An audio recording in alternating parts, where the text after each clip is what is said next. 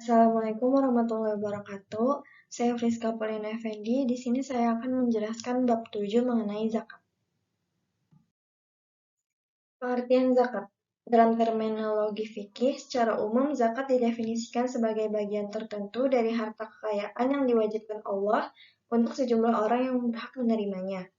Mahmud Shaltut, seorang ulama kontemporer dari Mesir, mendefinisikannya sebagai ibadah kebendaan yang diwajibkan oleh Allah Subhanahu wa taala agar orang yang kaya menolong orang yang miskin berupa sesuatu yang dapat memenuhi kebutuhan pokoknya.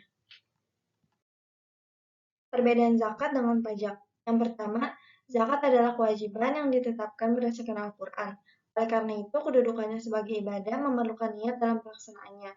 Sedangkan pajak tidak memerlukan niat karena pajak adalah kewajiban yang ditetapkan berdasarkan undang-undang perpajakan yang ditetapkan oleh pemerintah. Yang kedua, zakat merupakan kewajiban terhadap agama yang apabila dilanggar mendapat hukuman keakhiratan atau dosa. Sedangkan pajak merupakan kewajiban terhadap negara yang apabila dilanggar mendapat hukuman keduniaan atau penjara. Yang ketiga, zakat diwajibkan kepada umat muslim yang kaya, sedangkan pajak diwajibkan kepada semua rakyat muslim maupun non-muslim baik kaya maupun miskin. Yang keempat, kadar kewajiban zakat ditetapkan berdasarkan Al-Quran dan hadis Nabi, sedangkan kadar kewajiban pajak ditetapkan oleh negara sesuai dengan kebutuhan. Yang kelima, zakat hanya diserahkan kepada asnaf yang delapan seperti yang ditetapkan Allah Subhanahu wa taala dalam Al-Quran. Pajak diserahkan kembali kepada semua warga negara dalam bentuk pembangunan berbagai sarana dan untuk kemaslahatan bersama.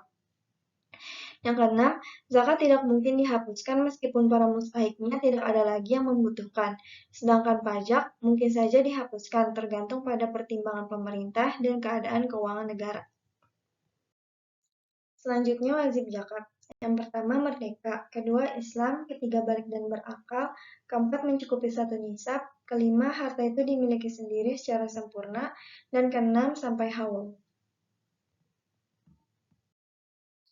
Mustahik zakat. Yang pertama, orang fakir, yaitu orang yang tidak mempunyai harta dan tidak pula memiliki pekerjaan yang dapat memenuhi kebutuhan pokoknya.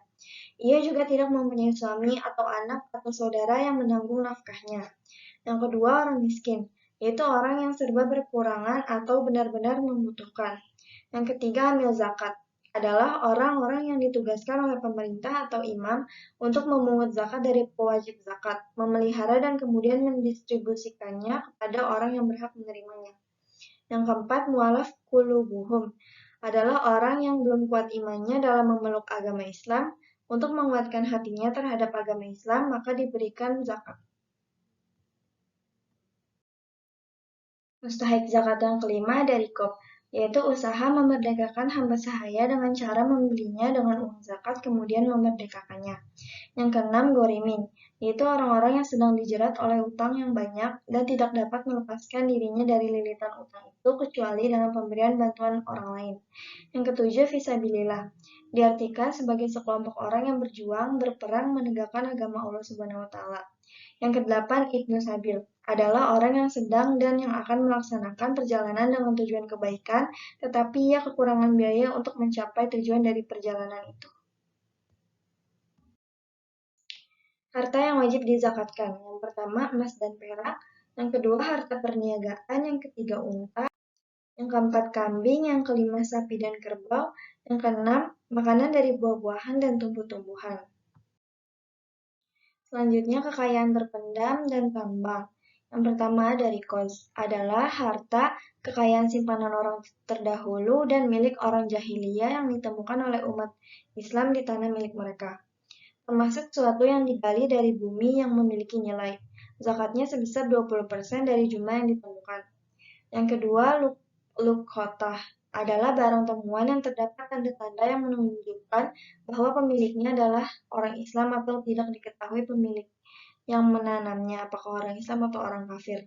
Yang ketiga, al-ma'dan, yaitu harta yang digali dari tanah yang bukan simpanan orang-orang terdahulu, melainkan kekayaan bumi semata yang diciptakan Allah seperti emas, perak, logam, tembaga, timah, permata, dan lainnya, yang bernilai disebut hasil tambang.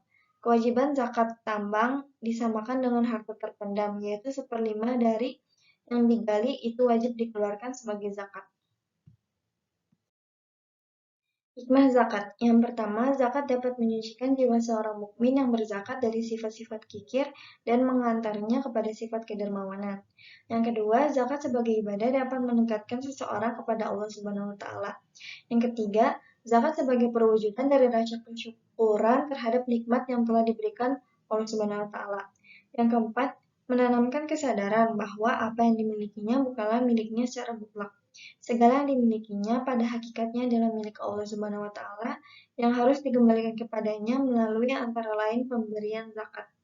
Yang kelima, kebiasaan memberikan zakat dapat menghantarnya menjadi seorang mukmin yang jauh dari sifat keborosan dan ketamakan. Fungsi sosial zakat. Yang pertama, sebagai penjinak hati dan penyebar agama Islam. Itulah sebabnya zakat itu diberikan kepada orang-orang yang hatinya masih lemah terhadap Islam. Di samping memperjenak hati mereka, dapat pula menyebarkan Islam kepada keluarga dan masyarakat mereka. Yang kedua, zakat berfungsi mengecilkan perbedaan kaya dan miskin, karena sebagian harta kekayaan yang kaya membantu dan menumbuhkan kehidupan ekonomi yang miskin, sehingga golongan ekonomi seperti ini dapat diperbaiki. Dengan zakat, hubungan pergaulan antara kedua golongan yang berbeda tadi semakin harmonis. Selanjutnya, waktu pembayaran. Yang pertama, para ahli telah sepakat atas kewajiban membayar zakat dengan cara segera, apabila telah memenuhi persyaratan nisab dan haul bagi harta kekayaan yang disyaratkan haul. Yang kedua, jika harta kekayaan itu terdiri dari emas, perak, harta perdagangan, dan timah, dibayarkan setelah cukup setahun, dan pembayaran dilakukan sekali 1 tahun. Yang ketiga, jika harta kekayaan itu terdiri dari tanam-tanaman dan buah-buahan, disyaratkan zakatnya setiap selesai panen, walaupun panennya berulang kali dalam setahun, tentu menurut Syafi'iyah jika telah mencapai nisab, dan menurut Hanifiyah cukup atau tidak senisab harus dizakatkan. Sekian video penjelasan materi zakat dari saya. Kurang lebihnya mohon maaf. Wassalamualaikum warahmatullahi wabarakatuh.